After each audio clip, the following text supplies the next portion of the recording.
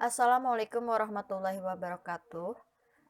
Sebelum memulai pembelajaran, alangkah lebih baiknya kita berdoa terlebih dahulu. Berdoa dimulai.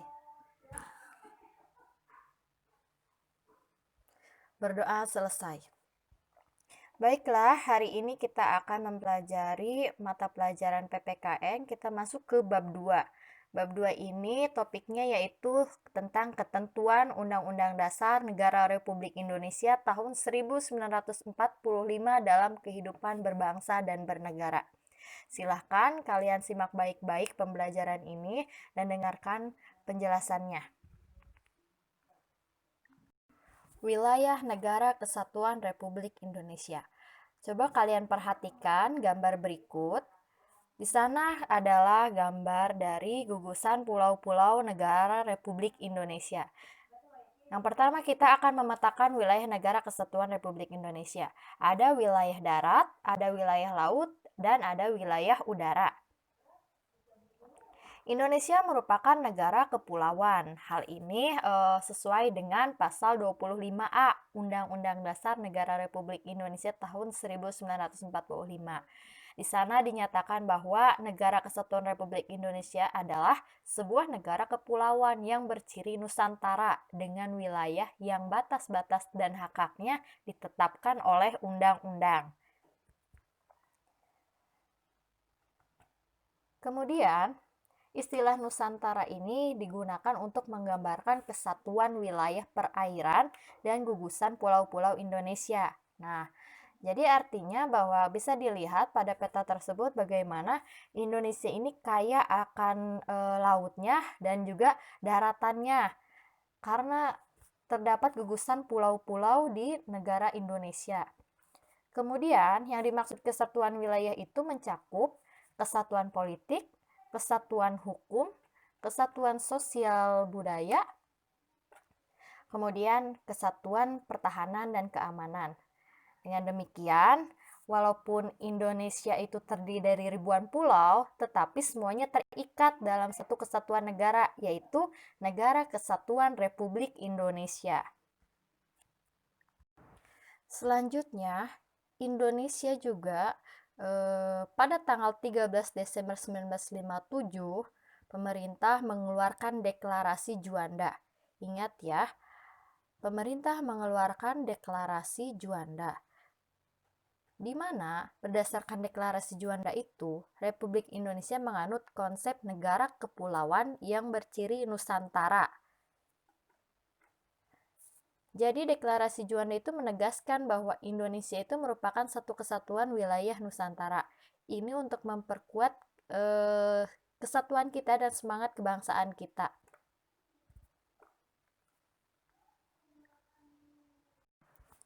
Selanjutnya, kita akan membahas wilayah laut Indonesia.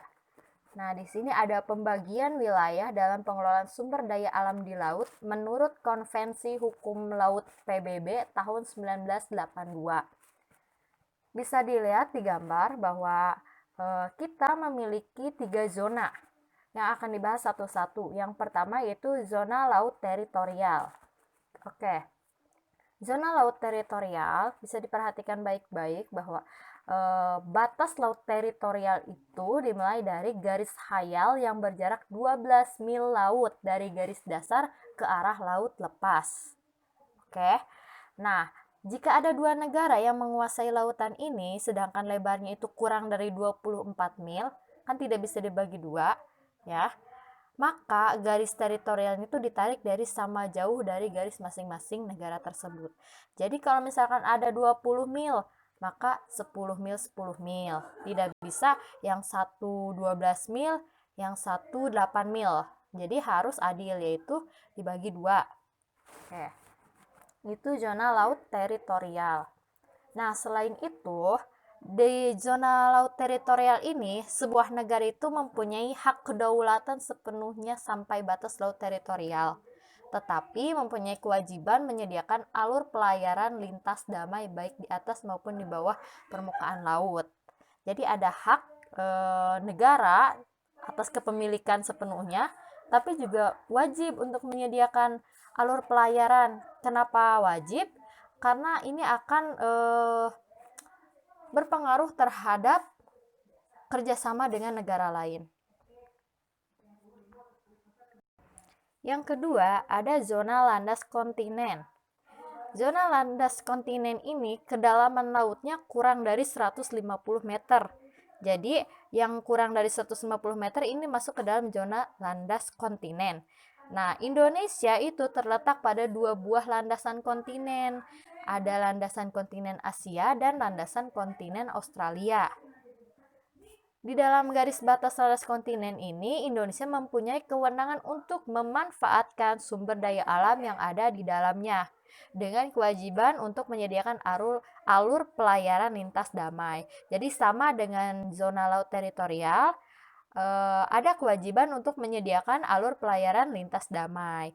Tapi di sini hak sebuah negara atau khususnya Indonesia itu punya kewenangan untuk memanfaatkan sumber daya alam yang ada di dalamnya. Seperti yang kita tahu, sumber daya alam laut kita itu sangat banyak, apalagi ikan kita sangat melimpah hasilnya. Sama dengan zona laut teritorial, zona landas kontinen juga apabila ada batas landas kontinen tersebut diukur dari garis dasar, yang paling jauh itu 200 mil laut. Jika ada 2 negara atau lebih menguasai laut di atas landasan kontinen itu, maka batas negaranya ditarik sama jauh dari garis dasar masing-masing negara. Jadi harus adil, tetap sama. Yang ketiga, zona ekonomi eksklusif atau disingkat juga dengan ZEE. Ini adalah jalur laut yang selebar 200 mil laut ke arah laut terbuka diukur dari garis dasar. Nah, di dalam zona ekonomi eksklusif ini, Indonesia mendapat kesempatan pertama untuk memanfaatkan sumber daya laut. Sama dengan zona landas kontinen, kita memiliki peluang atau kesempatan untuk memanfaatkan sumber daya laut kita.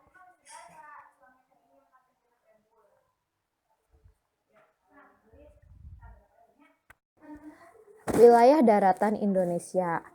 Di wilayah daratan merupakan tempat pemukiman atau kediaman warga negara atau penduduk Indonesia.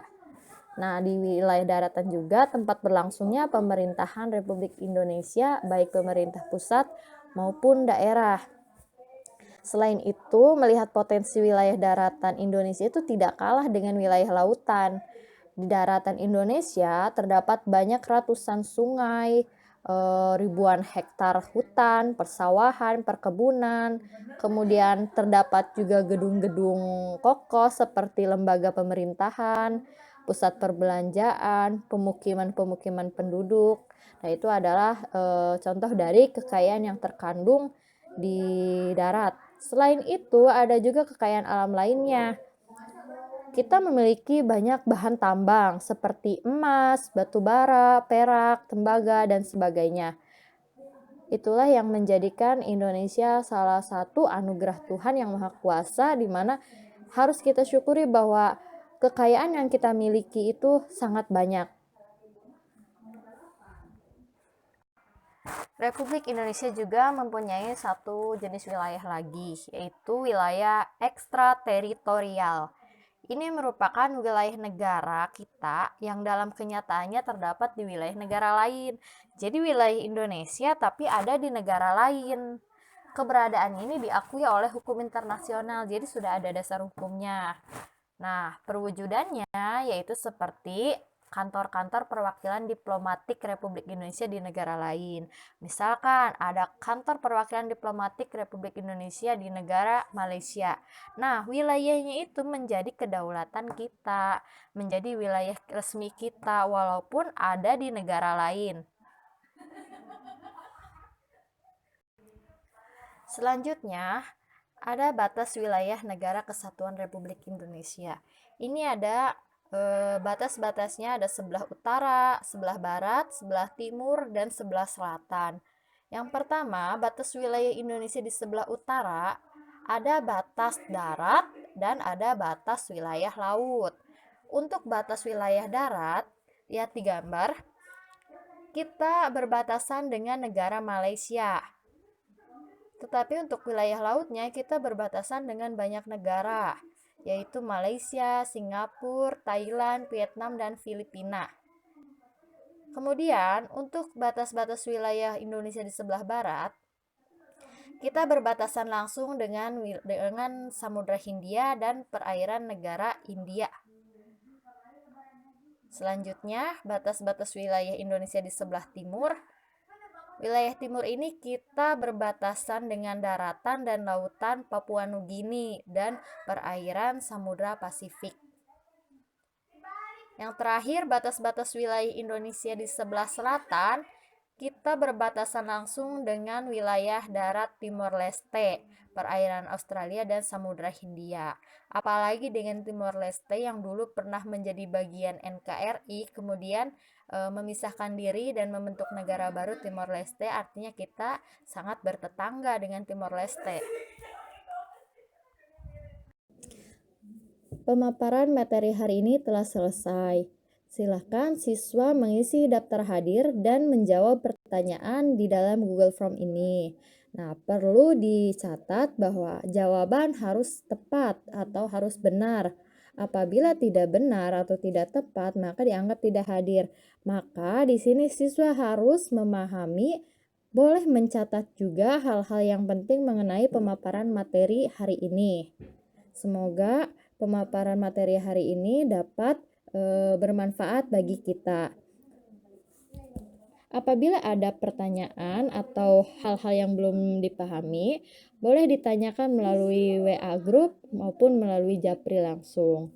Terima kasih. Wassalamualaikum warahmatullahi wabarakatuh.